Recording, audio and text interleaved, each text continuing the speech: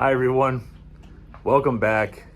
As you can see, a lot of my racing budget is sitting on top of my house, which as a responsible adult is how it's supposed to be. It's also been about 15 degrees every day and impossible to get into the shop, but I'm back out here finally. Just a lot lighter in the pockets.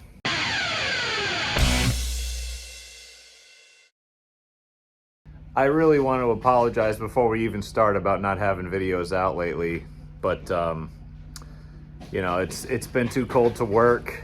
It's been very hard to get out here, and I've been taking care of, as you can tell, a lot of real personal stuff, and you know, that's a really time-consuming thing, but we're back out here. Thank you for joining me again. If you have not subscribed, please consider doing so. It would really mean a lot to me, and it would help me out a ton. And you don't even really have to do anything other than click a button, and that's all I'm really asking for. And maybe someday we can grow this thing up, and maybe someday I'll have merch available, but as of right now, all I want is a faceless billion-dollar corporation to pay for a racing tire every once in a while. Anyway, I did get a few things in for the car that we're gonna work on. I do want to start on the body though. I don't think we're gonna really have any, I don't think we're gonna finish the body in one video. We're gonna start it, but like I've been saying, I got clamps to fix the mufflers. I finally broke down and got a voltmeter, which if you're racing with a multiple spark discharge box and you can't monitor how much voltage you have, that's bad. If your alternator dies and you got 8 volts left in your battery, or 10, you have no idea. You're losing horsepower. So I wanted to be able to monitor that because I don't give a damn about oil temperature as a short tracker. I'm out there for 20, 30, 40 laps. If it's not overheating, the oil temperature's fine. Anyway, we're gonna throw some stuff at the car, just kind of start putting nuts and bolts to it. And then we're gonna start on at least the roof, at least starting to get the body put on the car. I'm gonna need a template for a lot of it, but we can still get some of it done without it. So as you hear the roofing nails being driven into my house in the background, let's get to work. I also bought some more Temu tools because, you know, I'm a sucker and an idiot. But one of the cool things was I got one of these little probes off of Temu, and it'll tell you what the voltage is, like right at the probe, which is actually kind of neat. I tested it on a 9-volt battery and it worked. And then I tested it off of the car on these prongs here, and it said 12.6. So I'm like, well, it's like a multimeter and a probe all in one. And it'll tell you that it's actually working. It's like a test light, and it'll tell you how much voltage it has, which is pretty cool. I got some more stuff. Like, I got these buttons. I don't know why, but they looked a lot bigger in the picture, but, you know, China. You always don't get what you pay for. I got some emery paper, which we're going to need. I figured it was cheap enough. Wouldn't hurt. But, like I said, we have to get this thing going. Yeah, there's snow on the ground. Yeah, everything's kind of difficult to work with how cold it is. Space is starting to get really limited. I've been cleaning out the garage. I finally got the motor that I'm putting in my whatever hot rod project out of the way, and it left a nice mark. Anyway, we have to get this thing done, even if I don't keep it. You know what I mean? I want to get it done, and I want to get it moved the heck out because that car has to come in and get work done. That's what I'm focusing on, is the street stock. This thing is kind of just a project of love and labor and dreams and stuff, but like that is my focus. So we got to get this thing the heck out of here. It's the next day. Trying to get it warmed up in here, but a lot of times when I'm not working on the cars and stuff, I'm doing other stuff for friends, family, people who want some help. Like this. I have this stool from my sponsor at the antique store, and it's like this cool vintage stool, and the problem is it's, you know, old, so the welds holding the legs on got a little old. It's supposed to be able to rotate, which it still currently does. That's good, but the welds on the legs broke, and I figured I'd go throw a couple tacks on her. I did one leg before, and then another one broke, and it took that leg with it. So I said, okay, and I just welded all 4 of them this time. So other than that, we're back in here. I got it warming up. I got a new Fire Stick for the TV so that I can watch racing when I'm in here now, like local stuff, like on Flow. I'm going to switch these clamps out because that's easy to do. I'm going to start working on the wiring as well so that we can put this gauge in. It is literally the cheapest 2 5/8 inch volt gauge I could find on Amazon. I already tested it against the posts on here with these test leads. It does in fact work. So what I'm going to do is, for that, I might as well tell you while I'm talking about it. I'm going to find the wire lead that comes off of the alternator and heads back into the battery section. I'm just going to cut it, splice in 2 spade fittings, stick those in there. I might need to elongate the wires a little bit, so I'll have to see what kind of wires I got. Maybe. But we'll see how much loom I have. And then I will make a jumper wire that goes to a ground. I'll probably just reuse an existing one, probably like this, because this is welded to the frame. It's only there for holding this coil wire on from the MSD box. Actually, from the MSD coil, sorry. And it'll probably make a suitable ground since it's welded to the chassis. So I'll probably just tie that into there instead of like taking a self-tapping screw and sticking it somewhere. I already got a chassis ground, might as well just zip tie that there.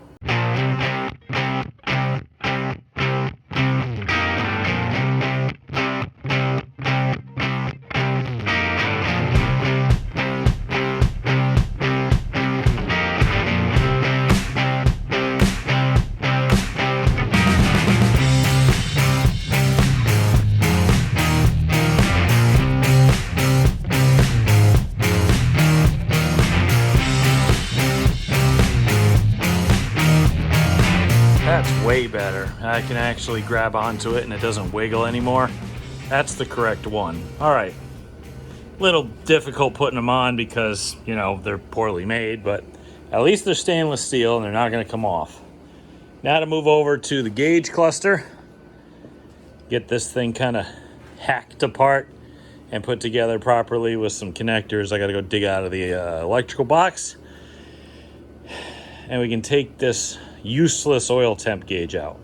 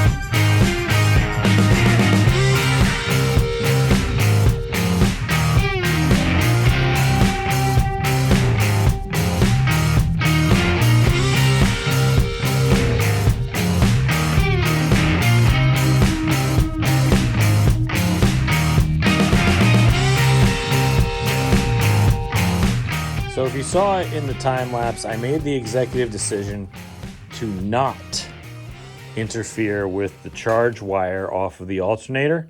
Instead, I just added one to the battery post off the alternator. Zip tied her up on that loom all the way up. Zip tied, zip tied, zip tied, zip tied, and stuck her into the back of the gauge. Then I just ran a ground to whatever the nearest ground post was. Now comes the moment of truth. Do we have room to squeeze into this car? God, I'm fat. Okay. Now, do we have voltage? Ah, we've got voltage. Hell yeah. Like I said before, you're running a multiple spark discharge box in these cars. They do not like it when you drop voltage. You'll lose all power. You might even lose the ability to spark or start if it's got low voltage. So we need to monitor that. We got a temp gauge for the water, for the coolant temperature. That's all you need. I'm sorry. If you're running in, I don't know, the upper echelons of racing, like in this country, like NASCAR or something, if you're running really long races, or like at a super speedway like Talladega or Daytona, sure, you should probably monitor your oil temperature, especially over long distance races. On a short track car, though, that doesn't see a heck of a lot of laps, you don't need that. You can add it in later if you want more gauges, obviously, if you really want to do it. But for me, if your coolant's not overheating, your oil's not overheating. That's just kind of how I've always done it, and I've never had a problem because of how often we change our oil. You may disagree. That's fine. We can all disagree on that. Anyway, I think I'm going to have to quit for the night because it's dark out. It's going to be hard to get all the stuff out because it's raining and everything's in the shed. And I have a league race tonight for iRacing, so I like doing that. Maybe I'll put a video of me doing that on the channel sometime, because we go pretty much year round, so I figured that would be kind of fun. You could watch us do some stupid, you know, online stuff. But for now, though, we got this thing. I got a lot of the changes that I wanted to make to this car completed. A lot of them. Like, I fixed a lot of, I mean, come on, let's go through it. Let's go through all the changes that I've done to this thing. I mean, it's just endless, it feels like, because remember, this list was all the way down, and then I found more stuff to do other than that. Oh, by the way, since I'm tripping over everything, oil temp gauge to volts. There we go. Now all we got left is bumpers and body. So that's pretty cool. Start from the front. We fixed that bolt that was not the correct one in the steering, and we actually got the correct one from the manufacturer. We, let's see here, fixed these upright mounts for the shocks, or coilovers, I should say. Not only that, but we made them even front to back on both sides and the same angle outwardly on both sides. So now they should actually be correct. By the way, these are not what I race with. These are loading shocks. These are the ones that you put on the car to transport it in the trailer so you don't ruin your nice stuff. The nice stuff is on the shelf. Let's see. We did the we did that volt gauge that I really wanted. Remember, we rewired this entire car. The whole thing. All the wiring was in that door panel. We switched it to be over here where it's legal. We got that put in. We redid the entire exhaust on this car. We rebuilt that transmission because it was literally trash. We cut that heavy door bar off and we put something a lot more like what you see on a commercially produced late model. Granted, yeah, it's our own design. Well, it's not really our own design, it's our own construction, but it's a design that is compatible with the clip and the chassis manufacturer. So we did that. Again, exhaust, wiring. We put a seat in it, seat belts. We fixed the steering column, moved that out. We fixed the brakes back here. Remember the pads? Well, not the pads. We did the pads up front because those were mismatched for some weird reason. Also, speaking of brakes, I forgot to mention that. We rebuilt the master cylinders in the front. Now we actually have brakes. We went through the hubs, made sure all the hubs were good. They need a good repacking of the wheel bearings and stuff, but no big deal. We checked the rear. We went through the rear brakes and fixed that rotor that was mismatched. Bled those brakes. So we've done, and there's still a lot left to do, but a lot of this work has been elbow grease, experience, and just hard work. I mean, Yeah, I did buy some parts. Not a heck of a lot, though. I mean, the door bars, we bought at Home Depot and then just made a little jig with 2 jack stands and a tape measure. And then we just went to town with a grinder and a welder. You know, it wasn't a big deal. To rewire the car, it was all the same wiring. We just redid it. For the brakes, I used leftover parts I had from the other car because they're the same calipers. So it's like, that wasn't a big deal. Oh, and that rotor I had laying around, that was off of something else that I just saved. I save everything. So we're making serious progress with this car. It's just, it really kind of stinks that I think I'm kind of at the point where I have to get rid of it now. It's tough to really quantify having dreams and then having to constantly give them up, because you just have to be a responsible person. And that's not to say I'll never race something like this.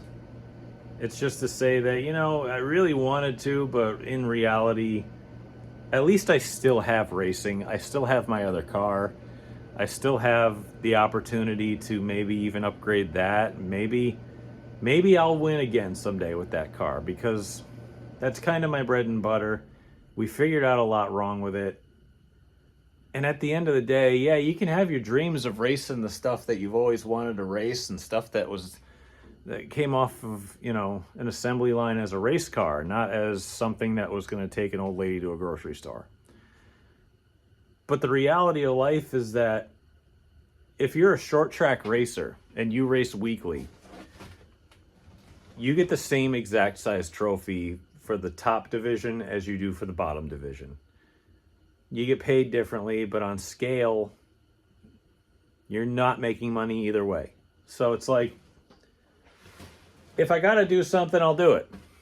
You know, I'd really prefer getting rid of this to somebody who really wants to race it and in a condition that it's way better than it was before, than trying to fulfill my own fantasies and dreams and being maybe disappointed by it.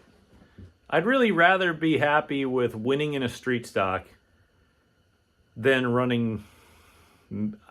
There's no guarantee that I would run mid-pack in this car, but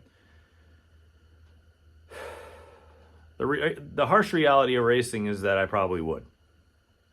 Because there's a lot more that goes into this that I haven't showed you, that maybe I just can't really have for myself right now. Like, maybe I just can't budget that properly.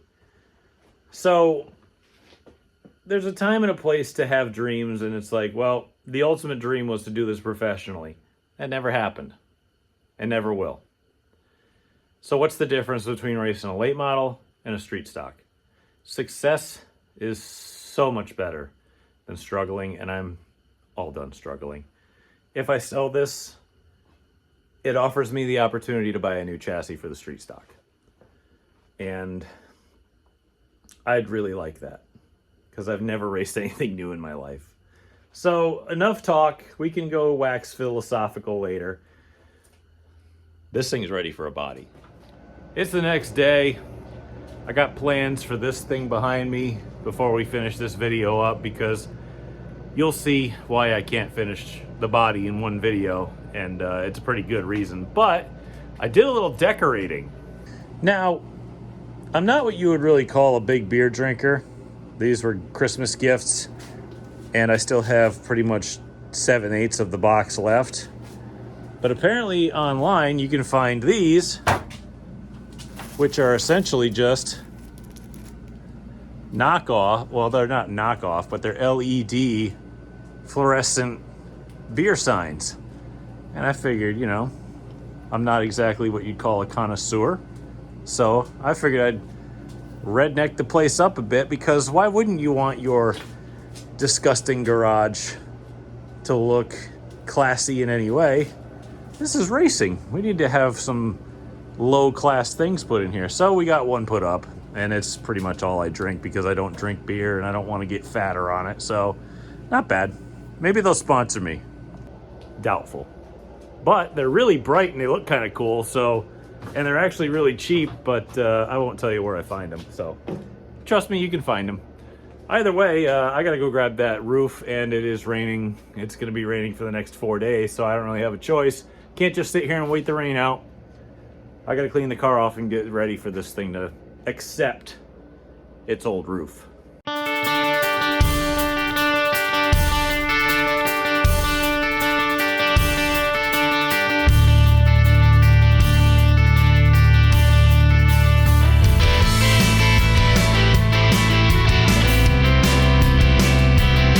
So here's the early beginnings of the body.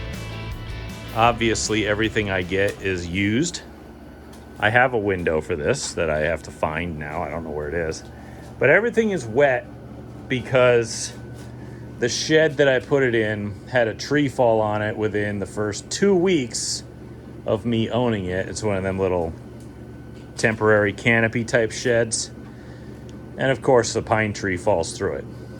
What else I want to do is I want to polish the windows to kind of bring them back into shape.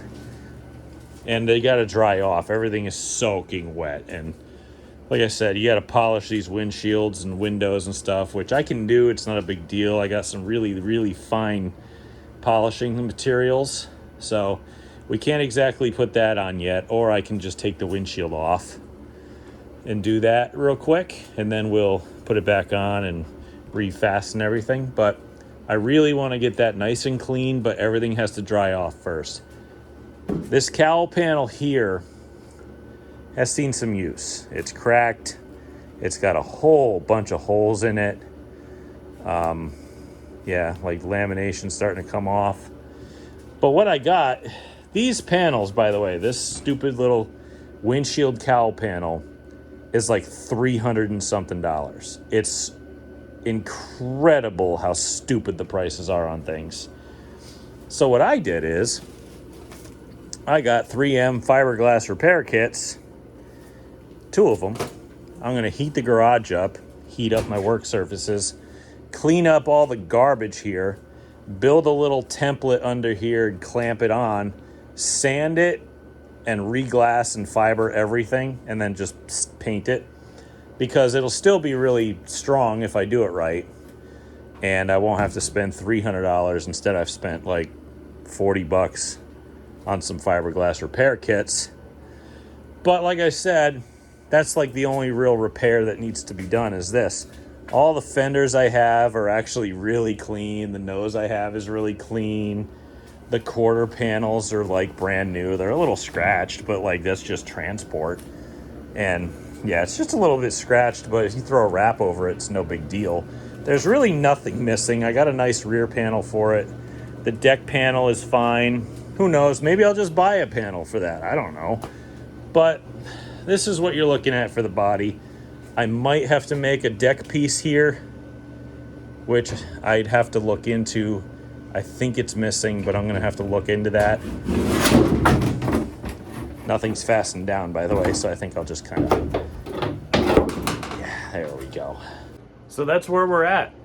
I mean, it's nice to be back in the shop finally. It's been a while. And man, it's tough going, but we'll get there. But I got a lot to do still. I got a ton left on this thing. I have all the parts. It's just, they're just sitting around waiting for me to do something with them. So I got maybe I got to get more steel. I do want to get some bracing material, like 1/2-inch square and like little angles and pieces and stuff, so that I can mount this body a little bit more lightweight, and hopefully that won't, you know, break the bank or anything. So otherwise, I'm going to go and wipe this thing down so that the dehumidifier over there in the corner can do its job and try to dry this stuff out. I got to go zip up the the shed. It's basically a garage, but you know, whatever. Anyway, that's what I got planned. This is the beginning of the body. You've seen me through this entire process of trying to get this thing fixed up and put back on the racetrack, and then you watched me kind of lose that dream, but that's okay. That's kind of racing, so that's how it goes sometimes. You got to be responsible before you can have fun. I'm gonna leave the heater on. I'm gonna go grab the towel that's kind of got rats and mice living in it over there, and probably wipe this thing down once I get all the poop out of it. But I just really want to get a video out to you guys. I know you all been very patient and you've done what I asked, and it's subscribing to my show and it's subscribing to my channel. But I appreciate everything. Thank you all so much for watching. Thank you all so much for subscribing. If you haven't, please consider doing so and helping me out. Again, it's just a click of a mouse and you can subscribe, and it would just help me out so much, because if we can get as many subscribers as possible, it's not an ego thing. I want Google to buy me racing tires. Maybe someday that'll happen, who knows. But again, if you know somebody who might like this sort of stuff, mechanics, fabrication, DIY, cheap LED beer signs, anything of the sort, send them my way. And we're gonna go racing here in another couple months, but it's been a process, and I'm grateful to all of you for hanging in there. I promise there's more coming soon, but until next time, thank you all again. I appreciate it. On second thought, I think I'll just buy a new one.